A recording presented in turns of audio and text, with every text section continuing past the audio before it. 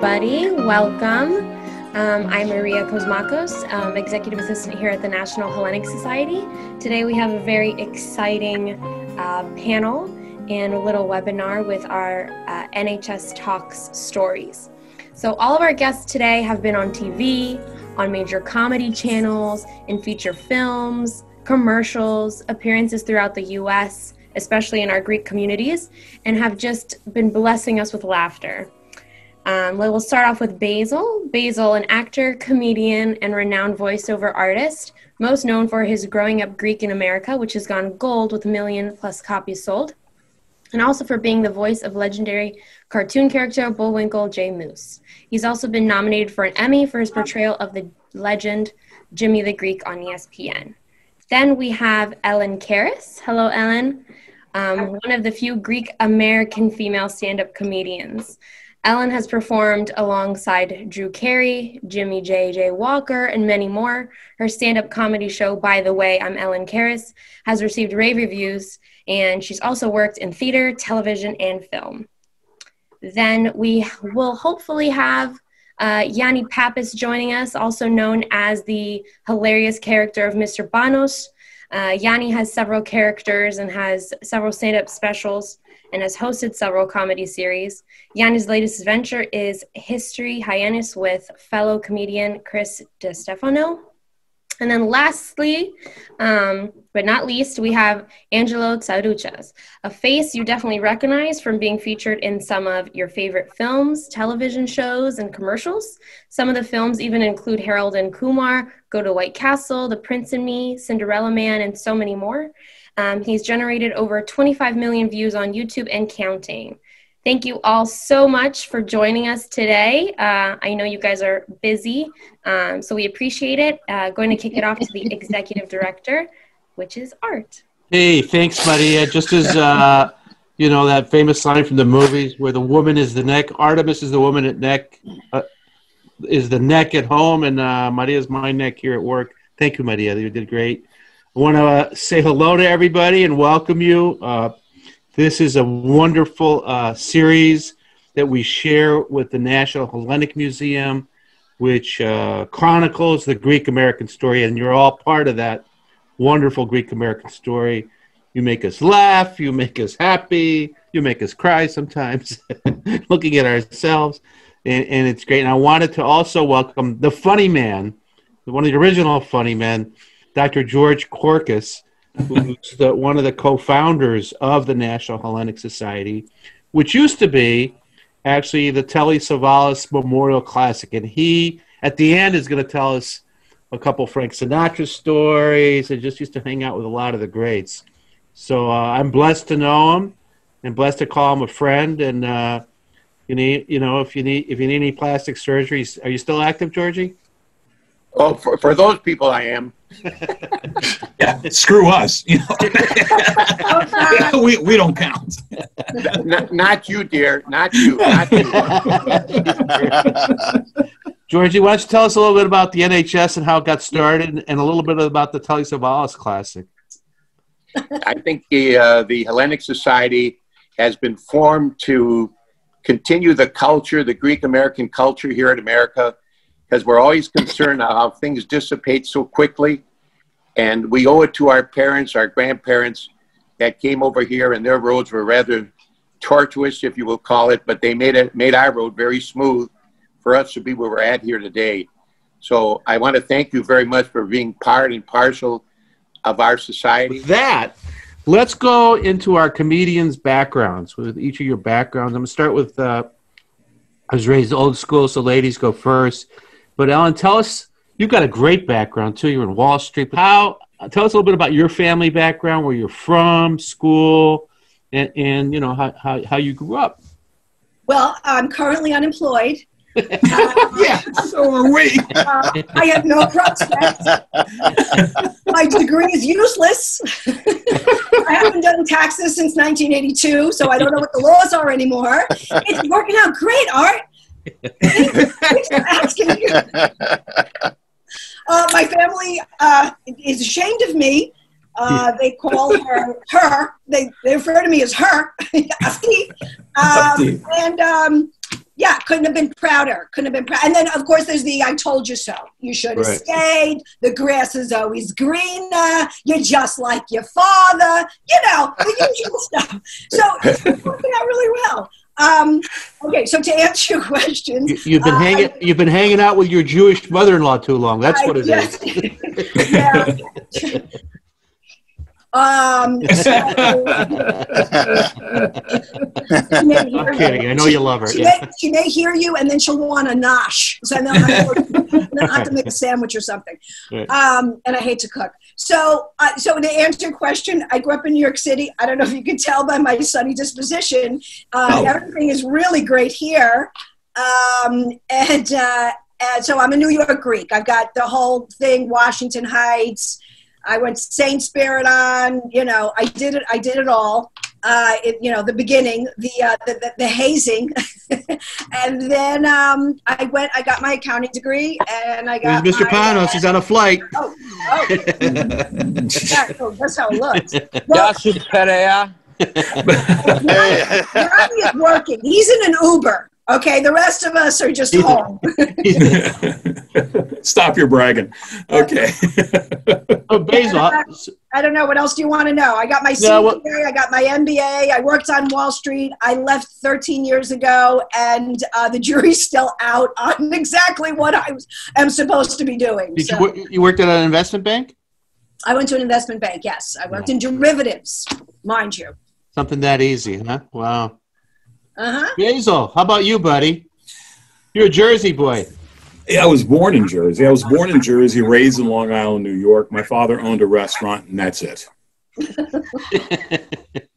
No, actually, my dad, I'm an Andriotti and I'm a Cariotti. So I'm from the island of Icaria. It's actually, I love the whole story. I was raised in Long Island, New York, played ball. Went to college, got my ass kicked in left and right. I figured this is not right for me. And I transferred over to Cleveland State University. I got my degree there. And then everything was going to go towards law school. And I went, and when you confuse torts for French pastry, you really got to get the hell out of the business. So I wound up quitting after my first year. Then I wound up, I met up with this guy. I don't know if you ever heard of him. His name is Steve Harvey. And Steve is like, look, man, you got to get out there with me. We're going to do this thing right. We're going to do it. And then blah, blah, blah. And I'm like, nah, you're an idiot. So when I told my father I was quitting law to go into comedy, he goes, oh, stop. You're killing me. And then one thing led to another. And, to be quite honest with you, I was an American stand-up comic for years. And then all of a sudden my mother, before she died, she goes, Kanakati tu Thelinas. Kanakati tu Thelinas. And I said, Mom, my Greek is for crap. And she goes, no, Kanakati, prepi na kaniskati. And I went to Greece in '96 for the first time because I was always involved in football. So I always had summer camps I had to go to.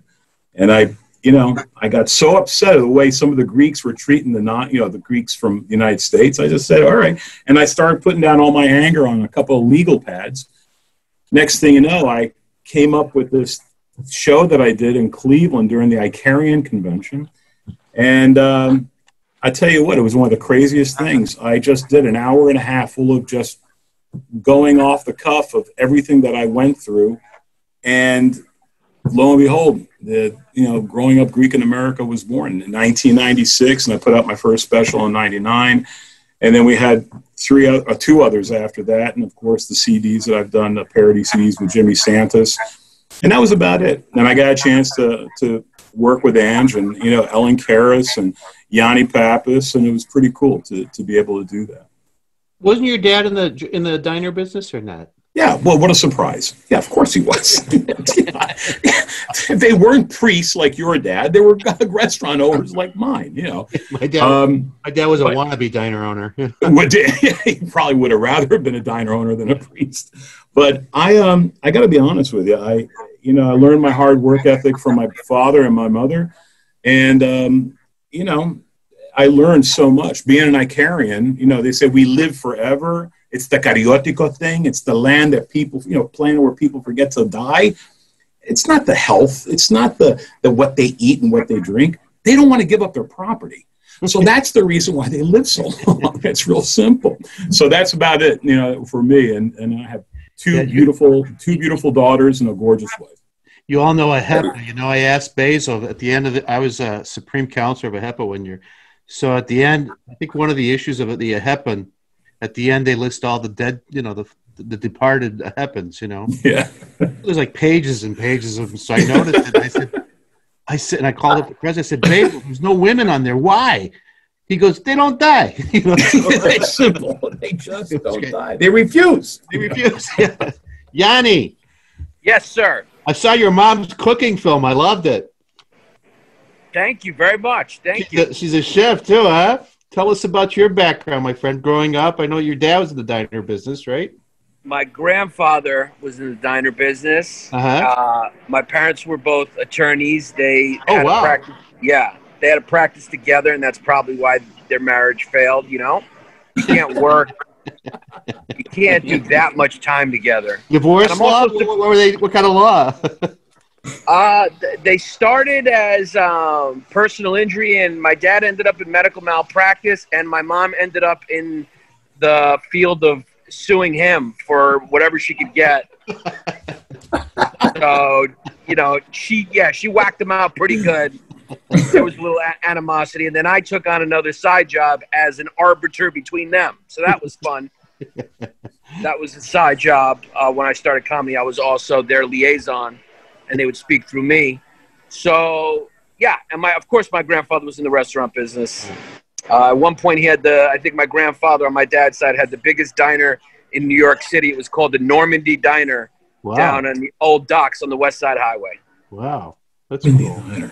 Yeah, and I'm surprised you guys started this on time. I thought I was showing up perfectly for Greek time, 8 minutes late, 9 minutes late. That's all right. This is the Hellenic Society, bro. All right? When there's anything that follows Hellenic and then society, you got to be on time. We start tomorrow. Yeah, Angelo, a Canadian, former Canadian for me. Yeah, still a Canadian, but living in Los Angeles, which, you know, here's a fun fact for everybody. The 5th largest Canadian city is Los Angeles. And I think there's over 1 million Canadians living in LA. Wow. And from here right now. Your wife's Armenian. I think it's like my wife's Armenian, which is the other. Yerevan. Right. It's LA. It's the biggest place, you know. Yeah. So that's where. So my wife, her name's Green Card. That's what her name is. No, she's married a lovely woman, have a daughter. $3,000. $3,000 later, her uncle's. But no, like Basile and Yanni and Ellen. You know, my dad was in the food business. Started off in Montreal. And he was in the food diner business, and then he got into, you know, they call them gut trucks. You know, the trucks that go around to construction sites and industrial places. So they would sell food out of the truck. So my dad had that business for years. And then later on, and I grew up in Ottawa. I went to University of Ottawa, and then I became director of a student work abroad program for the government of Canada. So we would place students in other countries as exchange programs. So we did that. And then, I don't know, in high school I started doing comedy, and then I stopped. I got married, and then the first marriage didn't work out, and then found out my ex-wife made a contribution to the casino for about $400,000. So after we made contribution, the marriage ended. And then, you know, like, it's weird. In a year, my dad passed away, my marriage ended, and I lost my business because I was in the travel business, diner, bowling alley, and I got into the secure world of stand-up comedy. The secure world, and everybody knows what I'm talking about. But yeah, but it's been fine. You know, I mean, I think like everybody, it's been a great journey. Yeah, and now I lived in England for a couple of years, and then I'm here in LA, and you know, touring, and still, I think every day we're auditioning, right? Every day, it never ends. So there's always something new. Like Ellen said, not lately. There's not much going on lately, but I've had a chance to stay home with my family, so it's been very nice. The one good thing that COVID, besides the fires and the earthquakes and the rioting, and the looting, we've had quality. We're good. That's good, and my husband and I ran out of things to talk about after 5 days of the lockdown. But, that's good. I'm glad. We got nothing. There's a story of a Greek businessman in Greece. He's like, with this thing, I can't go out. I have to be with the wife and the kids. He goes, you know what? They're pretty nice people. So. Well, that's not the conversations we have here. My wife looked at me with that Southern Greek accent. She goes, listen, I'm just sick of your ass. That's all I'm going to tell you. I am sick of your ass. Our next husband is going to be gay. And I looked at her. I said, what? He's going to be gay? He's going to wash the dishes, do the laundry. He's going to clean the house. He's going to do the work outside. He's going to do the work inside. And then he's going to take me to shows, take me out to dinner. And I looked at her. I said, whoa, you know what? I think I want a gay man, too, to be quite honest. For God's sakes, how bad can it be, Georgie, go ahead. Art, let me ask these wonderful people. Yeah. You must have you're all successful, and I wonder about your role models. And I'm sure that each and every one of you spoke reverently of your mom and dad, but there was anything else in your life that somebody that motivated you, or one that took you along a little bit more than one would? Because, we picture ourselves as a corridor. We have these light images of people that have helped us through the years, starting with our parents. But what else has happened in your life that made you where you are today? What made you very successful today?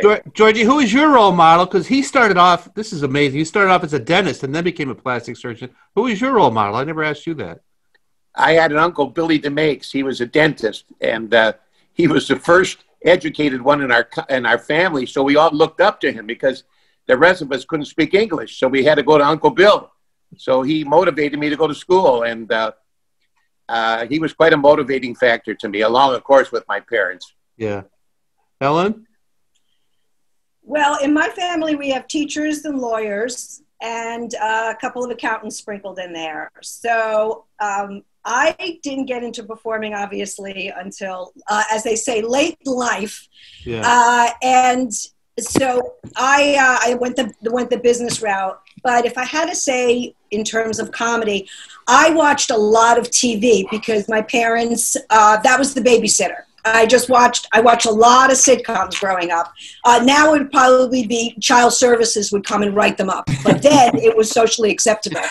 So I used to love to watch like Lucy and Mary Tyler Moore and like all these really, really funny women. And I loved that they got to be silly because for me, it was Katakala, be good, don't overreact. And, we're always taught to behave. Right. In some ways that was good. In some ways it wasn't because you were never allowed to be as fun as you possibly could. I mean, now people have lightened up a lot more, but back then. So I really love that. And I love that release. But my father was a very, very funny person. And he was from Brooklyn, a Brooklyn Greek, no BS, cut right to the chase, no sugarcoating, nothing PC. And he was funny. And my mother would laugh at his jokes. And so I definitely think humor-wise, I got that glib, sarcastic personality from him. And as far as my sort of like grounding and being trying to be a good human, my great grandmother was a big influence in my life. As a matter of fact, I've been trying to write a play about her. I thought this quarantine time would be good, because a lot of people are doing things, they're building their, extensions on their home and they're gardening. And I haven't even dusted my bedroom, but I will get that play done at some point. So, but she was good. I think she grounded me, but everybody in my family has a very hard work ethic. So, we all do. That's in our DNA for sure. So that's wonderful. Basil, what about you? Who motivated you? You know what? Your parents. There is quite a few people. It didn't take a lot to motivate me. I've always been a self-motivated. I was talking to Ellen. Starving.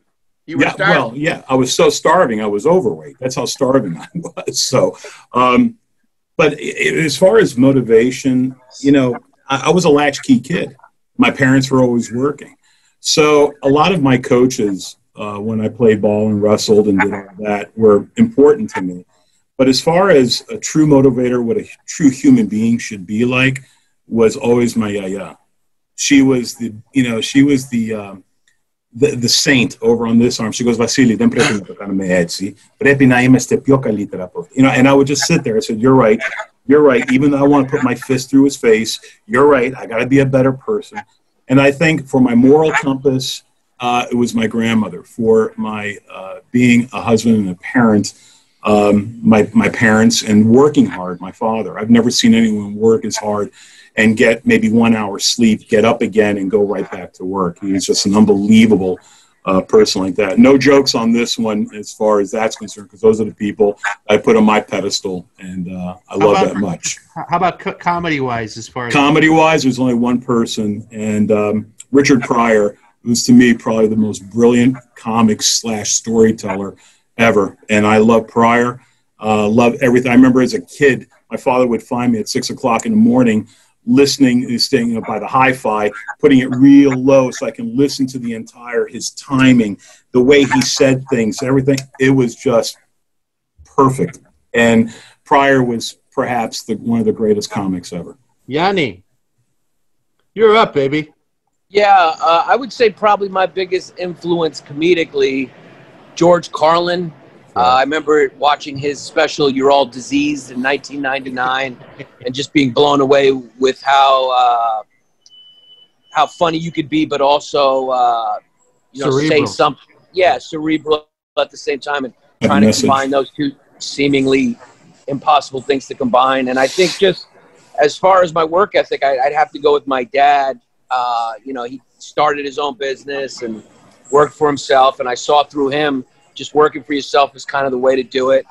And I think that looking back, he was probably my biggest influence in wanting to just live life the way that I wanted to live. And comedy was the only thing I was ever good at. I was class clown. I would make people laugh, and I just didn't have the attention span for to sit in class, and I just had to do things my way. So it was the only thing I was good at, and so I pursued it, and thankfully it's gone okay. And like Angelo said before, it's like it's taken us all around the world, and it's a stressful life because it's uncertain, but it's an adventurous one and a fruitful one, and exciting. How about you, Angelo? Well, you know, I think we all echo the same thing. Growing up, I used to listen to Jackie Mason and Red Fox albums. And my friend's dad had them. They were going to throw them away. And he goes, you want to listen to comedy? These were old comedians, even.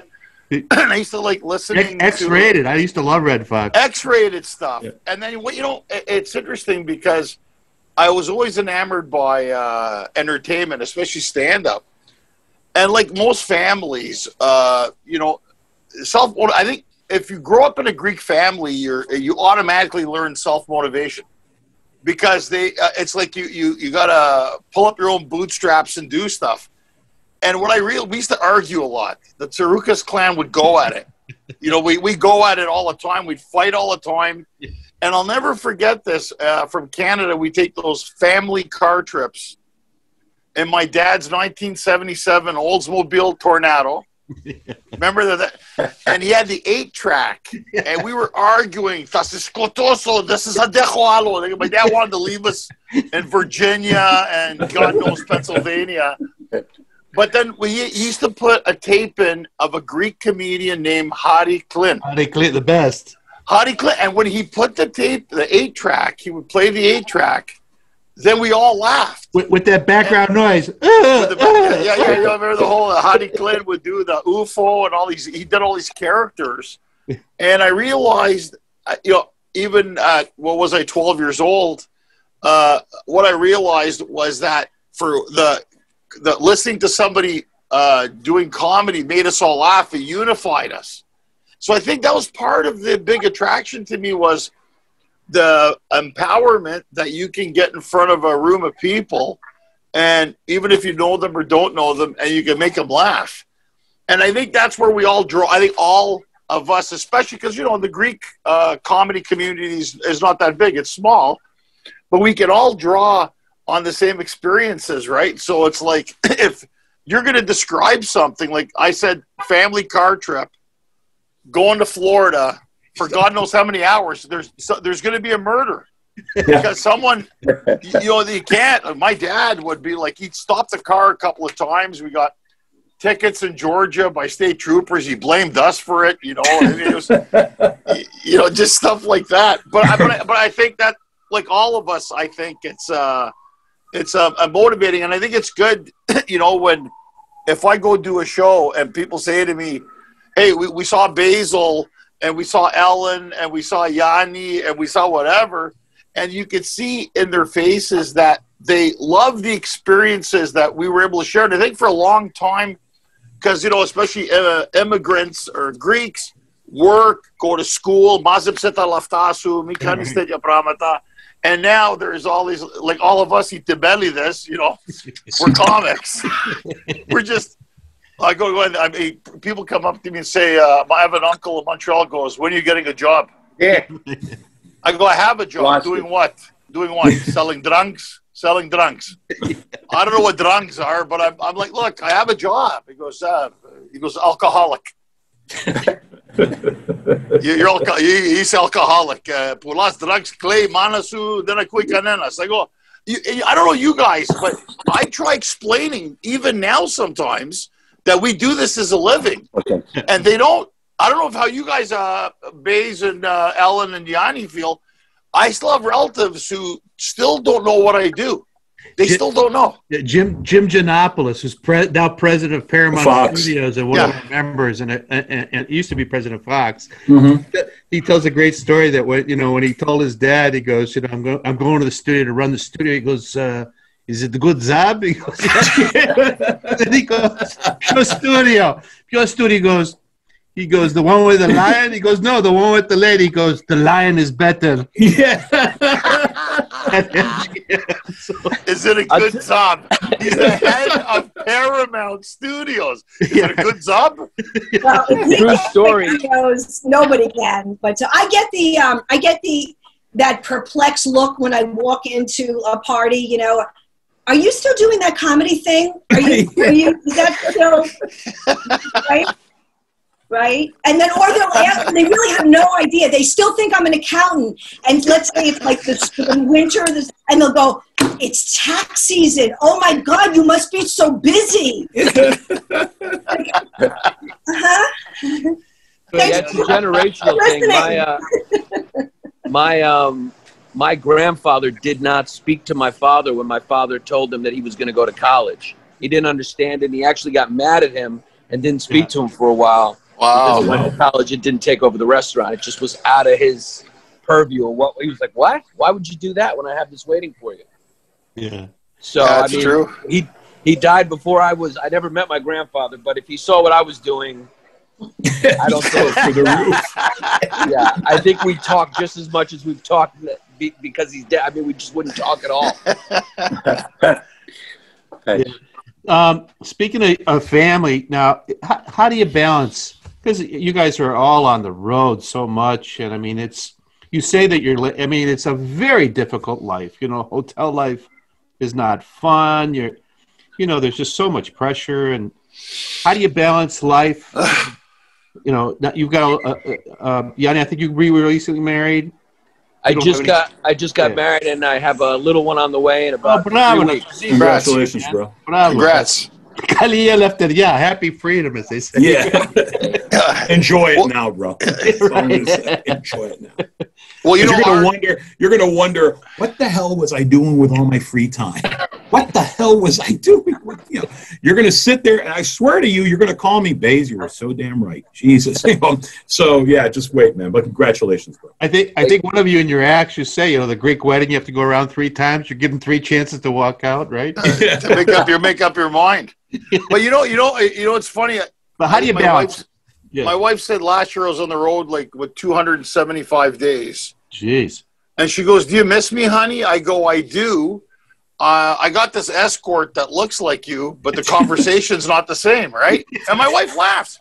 And her friend goes, "I can't believe your husband said that to you." I'm like, she gets it, Yeah. I think many times, I think everybody can attest to this, there's been times, whether it be on tour or on a cruise ship or whatever, constantly been going to the wrong hotel room with the key. and because you remember like 9/12, and then that was the night before. And one time what happened, I think this was probably like I think it was in San Diego or somewhere. I went in the wrong room and the key worked. So I opened the door and there's a guy on the throne taking a dump. and I go, "What are you doing in my room?" He goes, "What are you doing in my room?" I go, "This is my room." He goes, "No, it's not." And I'm talking to this guy who's having a hissing right there. And then I realized, this is such and such room. I go, "Oh shit, I'm sorry." I go, "I didn't," and I realized the key worked. Assume the position. Yeah, I went out and I went to the front desk. I go, "Look, I walked in. The guy was taking a dump. I apologized." But it's weird that the key actually worked, and that alone. And I think what happens many times I'll be walking to the lobby, and that's how you know you're on the road too long, is that you actually have to stop and think, what room am I physically in? It's when the baby doesn't recognize you that you got to worry, though. Yeah. Right? When you hear Theo Daddy. When you hear Theo Daddy. Theo Daddy. I say this sometimes. I come home and my daughter says, "Oh, Theo Jerry was here for the last week." I go, "Who, Theo who?" But you have to laugh about it, right? But it is hard. The only good thing about COVID, guys, is I've been able to hang out with my daughter for the last 6 months. Oh. That's honestly I think we're kind of doomed for work right now. But I can honestly say that the nice thing is I've been able to spend time with the family, which is kind of refreshing in a sense. Yeah. That's great. For sure. Basil, you have older kids. How's it been balancing? Because you're a great dad and a great husband, and I know you're very. Yeah, well, so I say, but not so much. Yeah. No. It's been tough. It was in the beginning when Zacharula was a baby. I mean, there was weeks, and you guys know what it was like being on the road, and you're doing 5 straight weeks on the road, hitting from one club to another club to another club via the train, driving, and you're just an MC/opener. Maybe you were a feature act, and then finally you wind up, and you have a little bit of space because now you're only featuring, and they gave you a little bit of airfare money and whatnot. And I can come back a little bit, but the time that I spent at home, on a serious note, I actually tried to spend at home. I tried to pick up the baby all the time. I was with her 24/7. I tried, anything, give Kula a break so I can go ahead and do the things. And, I got involved in certain parent-teacher things that I had to go ahead and do. But I remember I came home one time, and we taught Zacharula how to speak Greek before she could speak English. And she was, and my Greek is passable. I'm probably about 75% proficient. But she would sit there, and I remember with a broken accent, my daughter at 3 years old looks at me and goes, "Daddy, Daddy." And then she taps on the couch. She goes, "Sit down." And I said, "Well, so what the hell are you teaching this kid?" So with Katerina, it was much easier because I was an established headliner. I was flying all over the world, coming here and there. And then I'd be home Monday, Tuesday, Wednesday, Thursday, Friday, fly out, do a show Friday night, do another show Saturday night, another city. Sunday night, fly back Monday. I pick her up from school. And again, I'm with her all the time. Sometimes being the greatest husband in the world, that's really, really tough. But you try and balance everything out to a point where you can at least have a great type of relationship as best as you can. And they all know what I'm talking about because they do the same bloody thing. And it's very difficult sometimes to balance, but you do the best that you can. Yeah. Ellen? Well, we don't have kids, but for married people that don't have kids, especially in Greek families, the families think that we're available all the time. So I do spend a lot of time with my nieces and nephews. Actually, 2 live very close to me. So it's a sort of quasi. I know it's not like being a full-time parent, but we do spend a lot of time with them. As far as traveling goes, there's 2 types of travel. There's the nice travel, right, with the business class seat. and a nice hotel, and some of the gigs that I've gone on with Basile and Angelo, where it's great. And then there's I'm someplace in Pennsylvania. I'm by myself, which as a woman for me is different. And I have the chair against the door, and I don't sleep until there's just a peak of sun out, so I can leave and get in the car and go home. So it really kind of depends. And I also wasn't one to, because when I started, first of all, I was working a day job. So everything I had to do had to be sort of in the tri-state area, especially if it was during the week. But I know like for Basile, he started quite a while ago, and all you guys have really traveled all over the country. I was not comfortable getting in a car myself as a woman and just driving around. I mean, I've got like a 4 or 5 hour max to like drive alone in a car. That's just me. So usually the travel, the real travel would be, by plane. But it depends. For me, it came also in spurts. So when you're doing it a lot, it becomes, after that third week, you're schlepping. If you're just doing it one weekend and then you haven't traveled in another, you won't do anything for another 3 or 4 weeks, then that's like a short trip. So it all depends on like the spacing and stuff like that. But it, even though we joke and all, but this is a choice. I think I can speak for all of us. We choose to do this. There's a passion. We want to be there. Is it challenging and is it tough? And I think that if we wanted to be astronauts, we would have already went into space. Like, this is so hard, but again, you have to love it, or else you need major therapy, like meds, therapy, meditation, aromatherapy. Like, you need everything, because this is really hard. Especially, all of us have been in it about 20 years. So, but the traveling is part of it. And hopefully the travel is worth it as well. So, Georgie, Georgie, you want to ask everybody something? I just think just listening, the humor that comes out of the Greek culture is really self-deprecating. We all had a funny Uncle Louis and Aunt Antigone that really provided great laughs for us. And just listening to the four of them this evening makes me laugh very hard, reminds me of my family, and I had some loony relatives that just provided great laughs for us. It was just fun. But let me just tell you something. I'm going to tell you, sometimes I like to tell a story that's kind of humorous.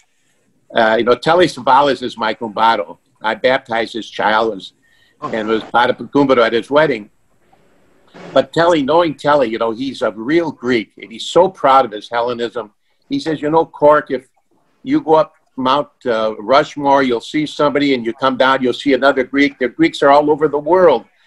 Well, one night we were invited to Sinatra's house, and he had all his Italian wannabes there, and Telly liked to courtese him a little bit. And Telly said that night, he says, you guys, you Italians, he said, you're the biggest imposters the world has ever known. And I said, Telly, put us 6 there. We'll never get out of here alive. Pretty ballsy. And he said, and Sinatra scratched his head, and he said, well, what do you mean by that? He says, you offered nothing to society. He said, you learned it from the Greeks.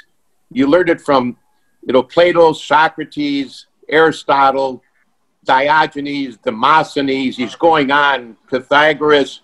And Sinatra's sort of acknowledging that. And he said, I'll tell you another thing, Frank. You would think that Michelangelo is the greatest artisan of all the world? And Frank said, yeah. He says, he learned it from a Greek. And Frank said, who was that? He said, Aurelius. Sinatra said, who the hell was Aurelius? And he said, there you go, Frankie, no frickin' culture. You just have no culture. On the way home, I said, Kelly, you're going to throw to Aurelius. He said, then Z, I overdid it, and he caught me.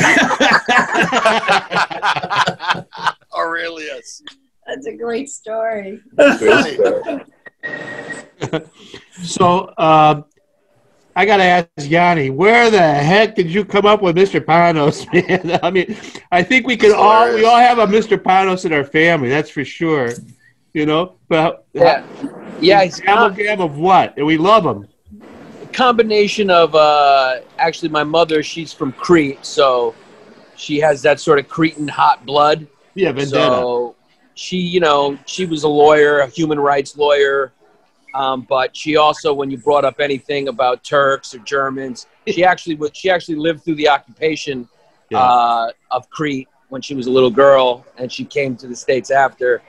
And so there was just a few topics that came up that she would fly off the handle about and actually lose her sense of calm and rationality. She was always so rational and cognitive, and then she would get emotional if you brought up the Turks, you brought up the Germans, or you brought up any injustice. So the passion behind the crazy kind of misguided passion of Mr. Panos is sort of like an exaggeration of that. And just the combination of all the Greek waiters that we encountered who would regale us with whatever conspiracy theory, you know, and which they turn out to be right. Right, they turn out to be right, yeah. So it's just an amalgamation of a bunch of observations, and just obviously an exaggeration of some of the foibles of our culture and some of the stereotypes. You ever find that you're laughing at yourself sometimes? Absolutely, yeah. Especially now when I do it. You know, when you're coming up and stuff like that, you want to get everything perfect. You're trying to make your bones. You're trying to get a reputation. And I found now, like we were talking about the road before, I think the road is the work part of it. Getting on stage is so rewarding and so fun. You're making people laugh. The work part is traveling. It gets harder as you get older, but the thing that I think is great about getting older and having done this a while is that you start to really appreciate it because you're a little more established and you're better at what you do, and you also realize you got less time to do it. So you have a little more fun when you do it. So, yeah, I mean, recently I started doing him again a little bit. I started doing Mr. Panos a little bit, and I found that there were some times I really cracked myself up just enjoying him almost as a spectator while I was doing it and just enjoying it. Yeah. In ancient Greece, right, comedy and Aristophanes was not just to entertain us with, you know, our human foibles and just the human condition, but also to criticize, you know, to teach us, to look at our leaders and sort of criticize it. And, you know, would there be a place for a Lenny Bruce today, a Don Rickles, a Joan Rivers with all this PC? Not now. How is it affected? Yeah. I mean, it's crazy, you know. Not now. It's Not comedy, now. right? It's comedy. Yeah. How has that affected your acts or your career? Very tough. It's tough. It's become a humorless landscape for real. I mean, comedians are often the targets of like, you know, the things you should say and you shouldn't say, and then you find people like who are actually in positions of power getting away, and even sometimes the media getting away with stuff that you're going like, hey, the focus should be back on those people who actually, you know, have power or actually have a job that's earnest. But yeah, I think it doesn't bode well for society that the focus has become comedians and what they say. That's a bad sign, really. Yes. And, you know, with social media, what I cannot stand is when they go back to a tweet or somebody was filming you on stage. You know, what happened to, say, Kevin Hart and whoever, and they take this piece, and now, because in 2020 you can't say that, but it was a joke that they said in, you know, 95 or whatever, and then all of a sudden they're a bad person. I cannot stand, like, all of a sudden everybody is Mother Teresa. Nobody's done anything. Nobody's gotten drunk. Nobody's done crazy things. You know, everybody's pristine all of a sudden, okay? The only reason you're pristine is because there was no YouTube back then. So I can't stand the going back stuff. I mean, and then to get to currently, I mean, I completely agree with exactly what Yannis said as well. And, you know, it's like a free-for-all now, but you know, comedians were like the last bastion.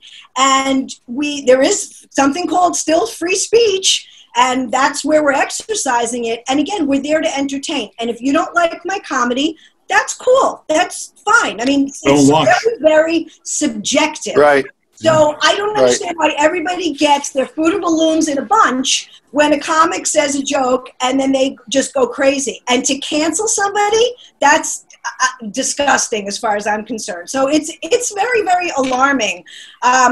In the same token, when we get hired, you know, it's sort of know your audience. So we do the Greek shows, we do corporate stuff, and you know, there's obviously a dictum to that. You know, work clean and appropriate, and that's cool. And again, I always tell comics too, like if you can't do that, then don't do that because that's not your audience. Yeah. So you know, you do have to know your audience. You can't go in there, you know, blue when it's the PTA show. So, right. But anyway, but you know, adding to that, guys, is that, you know, when I do the Greek show sometimes, and this has come up a lot lately with certain words that we used to use, and I always say Greeks aren't racist. We're Greek. That's right. So when you describe somebody, o mavros, o kinesos, o psilos, o kodos, and my friend goes, that's racist. I go, no, it's not. Translate it. Mavro, black. Kineso, Chinese. Tall, psilos, kodos, kodros, malakas. Whatever it is. And my friends will look at this and go, but it sounds racist. I go, you see, and then I pull, from Big Fat Greek Wedding, the dad. And I go, what is comedy? Comedy is tragedy plus time. Aristophanes, right? Quoted by Greek poet. Was the Greeks. So I say, all my friends know when I say mavro, it's black. So it's just a direct, and Italian, it's negra. Whatever the thing is. So I say, it's not racist, it's Greek. You can't say it. But then they go, are you sure? So people, they'll question it.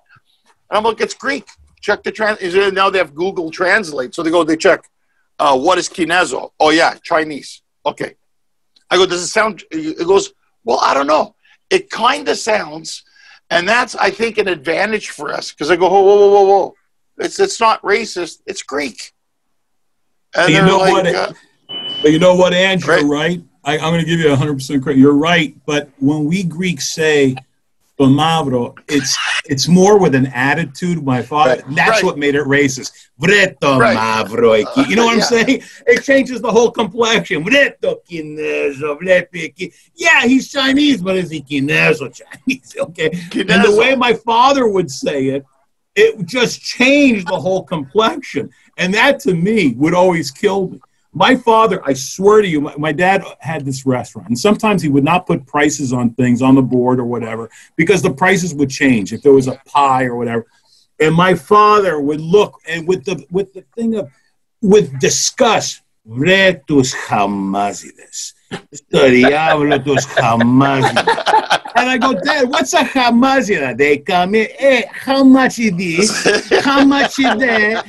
And I'm like, oh my God, hamazida. Okay, it makes perfect sense.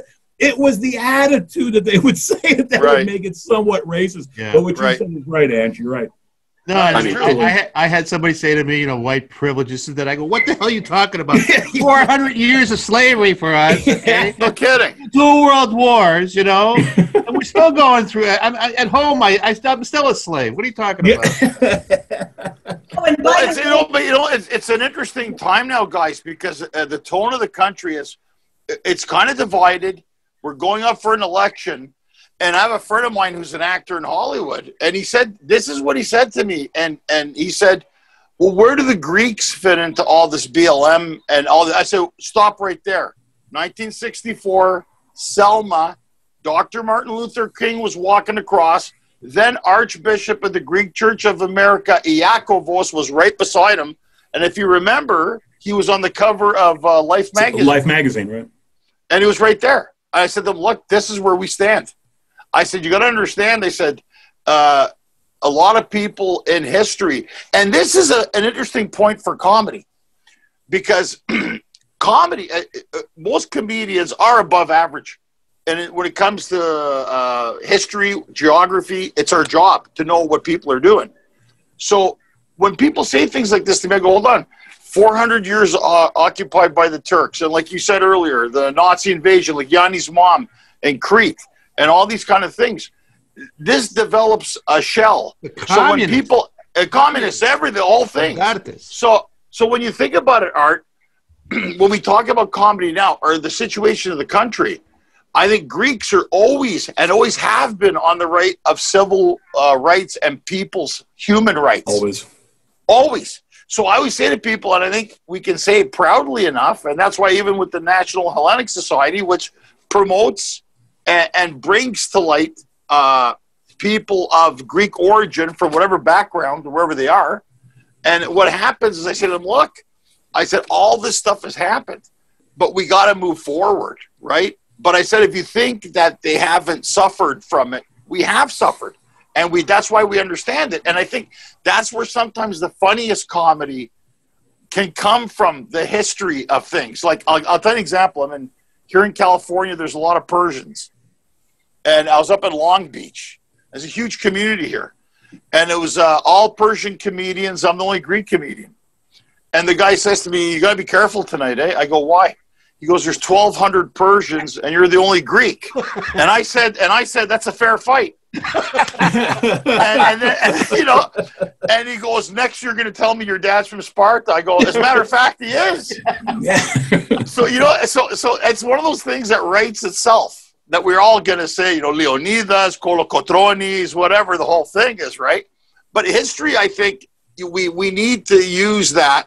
As comedians, we're orators. We talk to people, we educate them. And even now and then when we drop something in, like even when Basile was mentioning about his dad at the restaurant, or Yannis with Mr. Panos, you know, Christos Anesti, Alithos Anesti, Christ has arisen. That shit makes me laugh.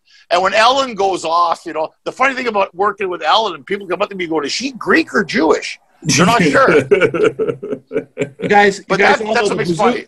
You guys all play the bouzouki cross, right? No, but I mean, you know, where were they? You know, I think I mentioned my dad was a Greek priest, and I grew up in Scranton, PA, and I remember, you know, the Greeks owned all the bookie places and the massage parlors, so they built the church in the worst neighborhood possible. Where were they when we would, you know, how many people we fed that my dad never said no to? Do you know how many My dad went to Africa 4 times and fed kids and built a church there and never forget this, he built a well, you know, in Africa for $1,000 in my grandparents' name, you know, and he said the kids used to have big, you know, the distended stomachs because they were not drinking clean water. And he said, building a well, my boy, is like building a cathedral. Because these are the little people. You know, how many diner owners do we know that have fed? You know what I mean? We look at people for who they are, not the color of their skin. So I mean, I think it's an underlying problem, and I think that whether it's the media or people or social media, whatever, have sort of made this whole thing about everybody is racist unless you're not black or brown, and that is a really, really bad statement. But we are. I find it very offensive because, well, number one, I'm olive, so that's number one, and also, you know, you don't know. Like, there's this assumption, and I'll just give you an example.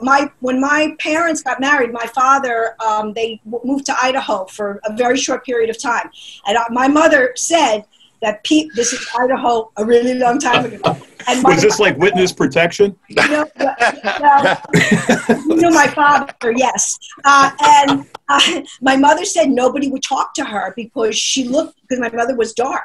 And she had dark hair and nobody would talk. She's like, I used to moo to the cows. It's like I couldn't wait to come home. And also most of our parents were immigrants, came here, didn't speak the language. I know from my family, both sides, Ellis Island, you know, sponsor, report in, how to have a job. I mean, you know, my grandfather was a waiter. My grandmother worked in a factory as a seamstress. I mean, what are you talking about? Like, everybody has has worked. We just talked about work ethic in the beginning. We've had a very strong work ethic. And I don't want to hear it. Like, that doesn't mean I don't want to hear bad things that are going on, and we need to rectify that. But stop putting everybody in that box. I'm sorry, I get very passionate about it because I can't listen to it anymore, and I find it offensive. So just like know your facts. You know, the Italians the same thing, the Irish, The same thing, everybody came here from someplace. Doesn't excuse bad behavior going on now, but our background, we suffered a lot of prejudice. Absolutely. Yep.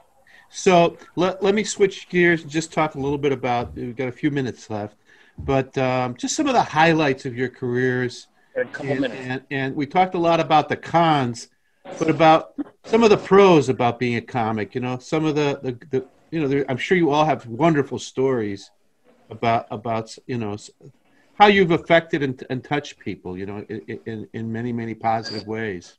I mean, that's the thing. The thing about social media is that people contact you and they let you know. So I've gotten messages from people who were terminally ill or told me, one of their favorite things was watching my videos with their father or uncle who was sick and dying, or, people have shared, they've met their husband or wife through their love of something I've done. So that's sort of a bright spot of social media. There's a lot of trolling and negative energy on social media, but the fans have reached out personally, and those stories are always very touching, that that you bring joy to people's lives and you actually hear it from the people.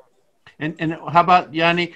When did you feel like what really was out of the park for you in terms of career-wise? A TV special or what really made you feel like, Eftasa, I arrived, baby? I think when I did my special for Comedy Central, I felt like I arrived, but then when I realized it did absolutely nothing for my career, I realized that the business, the thing that's done the most for my career is things that I've shot in my own living room. So the business has completely changed, and TV really doesn't mean anything anymore. You have to build your following online, and now podcasts are huge, and the internet has taken over. We're doing that right now. So, but the way it felt at the time was like, oh my God, I finally got on TV. And then it was like, literally nobody saw it. Yeah.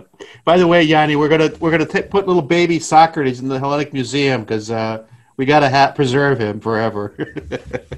It's actually an original. That's part of his set. The back, that little, little Greek Buddha. My very childhood friend I grew up with, Jesse Scaturo. He's an artist. He actually sculpted that himself. That's actually an original piece. Funny. Yeah. That's funny. Basil? There's a ton of TV stuff that you do and everything, and you always think, I think Yanni's right, once you sit there and go, oh, this will do great things for my career, this will do great things. I think the one thing, when I remember I took $2,000 out, and I wound up telling my wife, I'm going to do this Greek thing and just get it over with, just for my mom. And we had no clue whatsoever that was going to explode to the Growing Up Greek in America thing. It was terribly shot, terribly this, but everyone had a copy, and it went through the roof.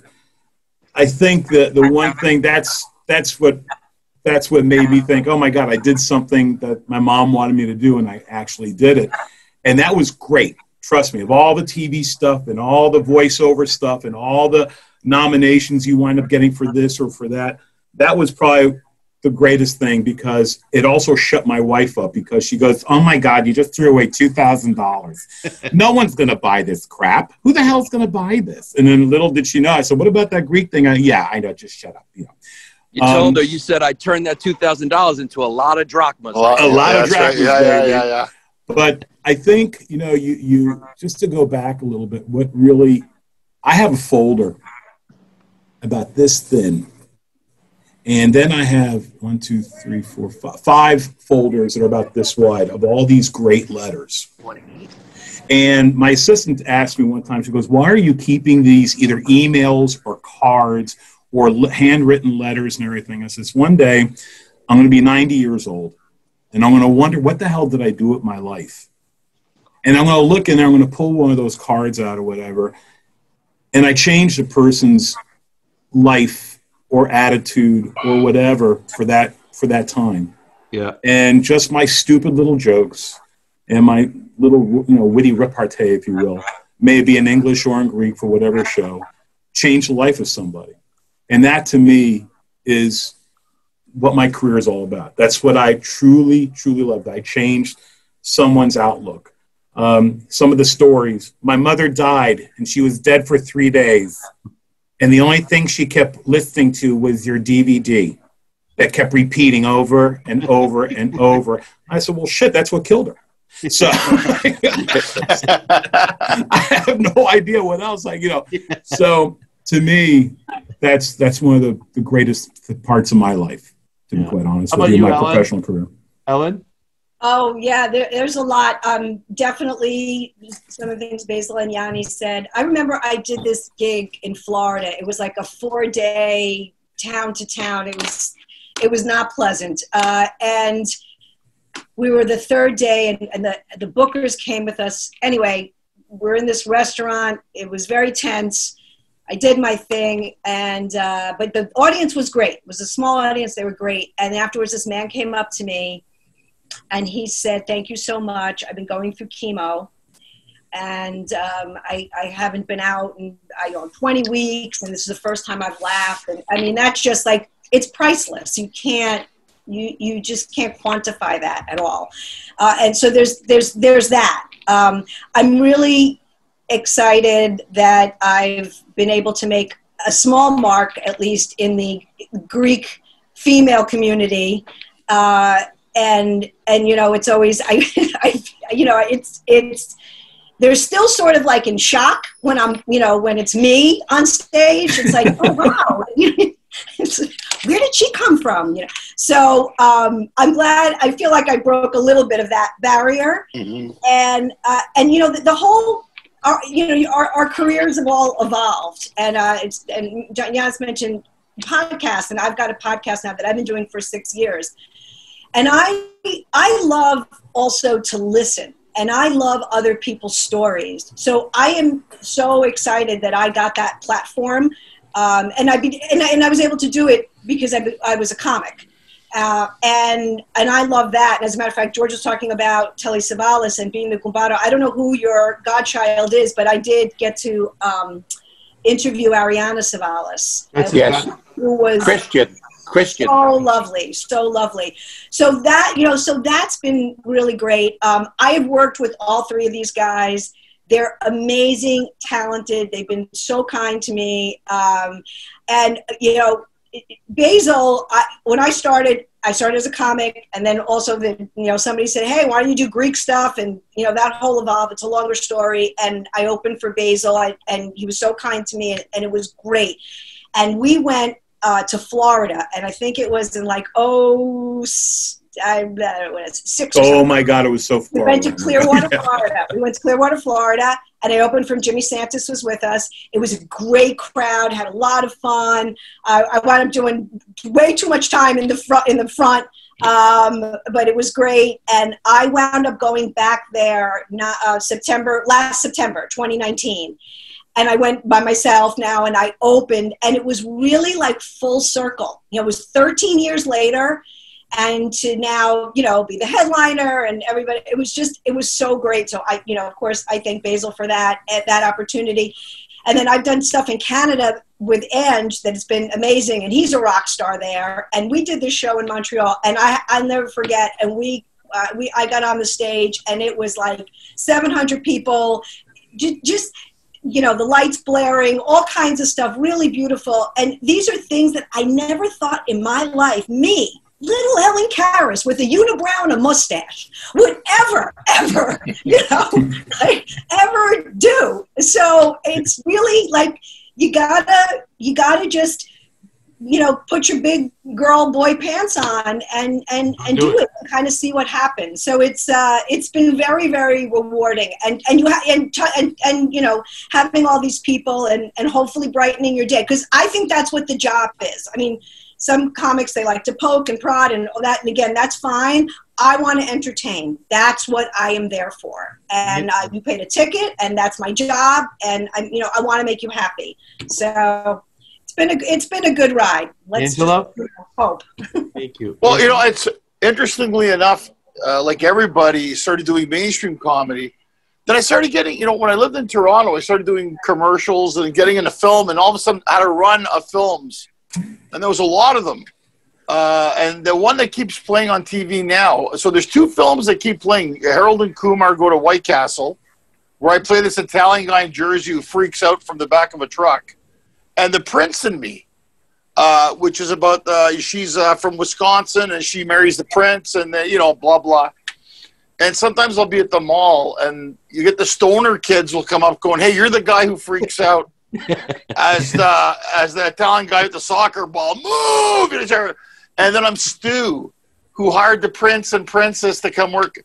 So you got tweens and stoners stopping you at the mall.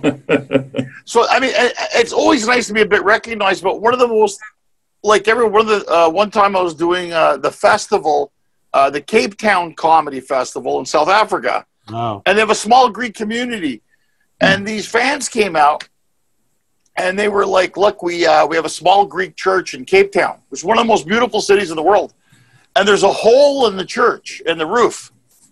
There's a hole in the roof, and we want to do a fundraiser." So I asked the festival people. I said, "Look, I said my only night off was Monday. You mind if I do a show to raise funds for this church?" I didn't know them. And this is where the philotimo comes in, Art. And I think we all feel this. Yeah. "Would you mind if I did it?" He goes, "What are they paying?" I go, "Well, actually, I'm not going to take money. We're just going to do it and whatever they make." And the guy's looking at me like, "You don't know these people." "I don't, but they're Greek and, they have a church. And I think it's the right thing to do. And I was single at the time. I was hoping maybe meet some Greek chicks, right? So you have that thing in mind too. And we went to small community. I'd say the show was about 250 people. They have a small community. It's bigger in Johannesburg. And we did it. And we had the time of our life. And they thanked me so much for it. And the other comic who came with me was another comic, and I can't remember, I think from Australia. He goes, "Man, that's so cool that you, as a Greek from Canada, comes to South Africa. You're doing the festival with all these international comedians. Somebody from a church in Cape Town reaches out to you, and they say, we're trying to do a fundraiser. Well, let's do one now." Like, I'm the type of person, like, let's do it now. I'm here. You don't have to worry about airfare. How about Monday night? And they go, okay. So they had, like every church has like an annex or a banquet hall. Pack it in, sell mezedas and stuff, raise as much money. And they ultimately told me they fixed the whole of the church. So my mom says, for all its Martias Buacanes, to fixes toda. Well, you can smoke as many cigars as you want, you're going to heaven. You're getting to heaven for that. The average American family, their range, if you look at their voice range, it's one octave. If it's Greek, it hits every note on the piano, right? Absolutely. One conversation. And I think one thing that you all exemplify, and it's not an accident, just like we hit the notes, there's like 11 words for love in Greek, And I think that's why we're not racists, because we have agape. And I think it comes through in your comedy. It comes through in our lives. It comes through philotimo and everything else. That's what I think makes us really special, and that agape, whether it's from, whatever your belief system is, I think that's the one thing that all belief systems agree with. And that's what I think makes comedy so special. And while we have it, I think God must have a hell of a, I think he's laughing right now. So what did I do down there? But Georgie, you want to give some closing thoughts? Because we're over time, but we appreciate it. Well, thank you very much for inviting me to this. This is one of the most wonderful time I've had in a long time. I've had a magical life, but I can tell you this sequence today with this wonderful group of people, I'm so happy to have been invited here. When you talk about what you people do, you do laughter, and laughter is love, and that's the basis of my life. And I think this is why people love to be listening to comedians most of the time, because it makes them laugh. It gives them humor, and it gives them love. So I'm so happy to be part of you and to have met the four of you. And I'm inviting you personally to our next conference. Thank you. I'd love to. We'll give you a love and a check. We're all even better. Yeah, we're comedians, so I got to say, what's the pay? Are you paying for airfare? What's the accommodations? What do you want? How much time you want? Is there a per diem? Is there a per diem? That's all I want. We served tomatoes, so that's all we served. Oh, surprise. Good night, everybody. Thank you so much for a memorable time. I loved it. Take care, Jimmy. Thanks, guys. Take care. Bye, guys. Bye, y'all. Bye-bye. See you all soon. Bye, guys.